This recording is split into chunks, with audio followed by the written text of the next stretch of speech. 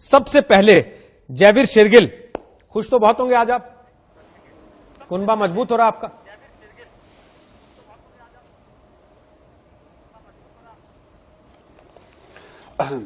रोहित जी देखिए, ये एक जमीनी हकीकत है और सच्चाई है। 2014 के बाद एनडीए ताश की पत्तों की तरह बिखर रही है और टीम यूपीए मजबूत हो रही है।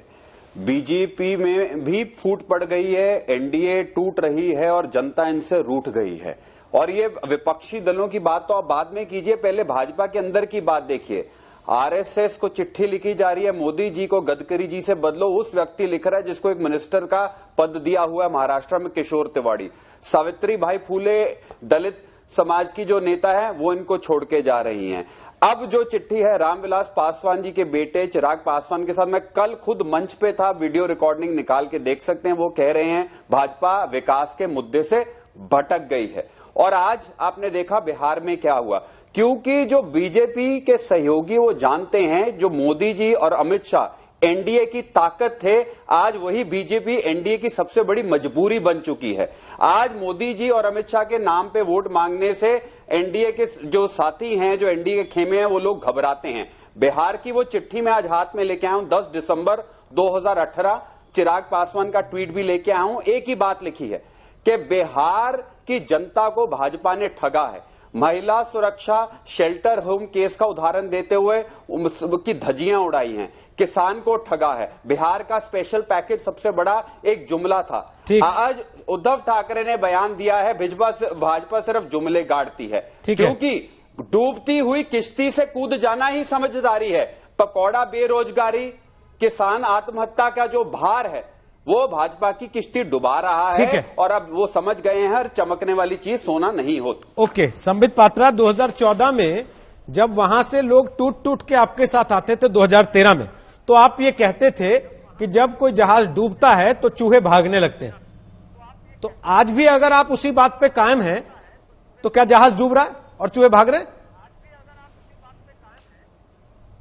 देखिए, मैं इसको एक अलग तरीके से एक्सप्लेन करता हूं। दो चीजें हैं कुल मिला के किसी भी पार्टी का, चाहे हमारी भारतीय जनता पार्टी हो, चाहे कांग्रेस पार्टी हो, चाहे लोजपा हो और चाहे कुशवाहा जी की पार्टी हो। एक मंत्र होता है सभी पार्टी का, वो होता है पार्टी का विस्तार किस प्रकार से हो, पार्टी का फैलाव किस प्रकार से हो।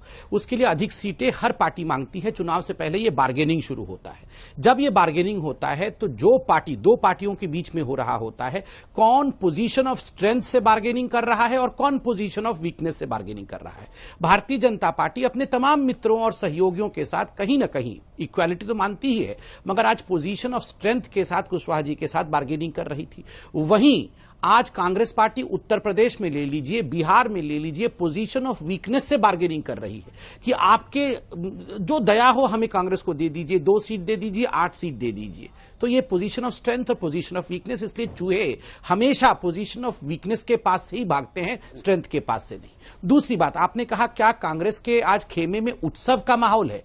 उत्सव का माहौल कहां होता है? अधिक सीटों पे अगर कांग्रेस लड़ती, अगर कांग्रेस 500 सीटों पे लड़ जाती तो भारतीय जनता पार्टी को टक्कर देती। अगर उत्तर प्रदेश में 2 सीटों पे लड़ेगी, बिहार में 10 सीटों पे लड़ेगी और कुल मिला के हिंदुस्तान में कांग्रेस 100 सीटों पर लड़ेगी, तो उत्सव काहे का होगा? क्या वो भाजपा का सब्स्टिट्यूट बन सकती है?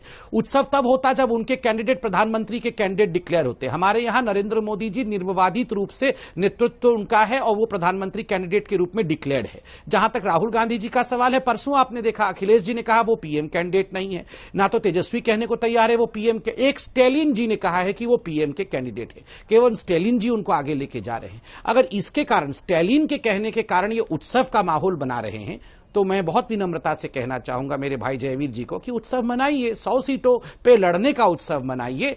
हम 500 सीटों पे लड़ेंगे और आपको परास्त करेंगे।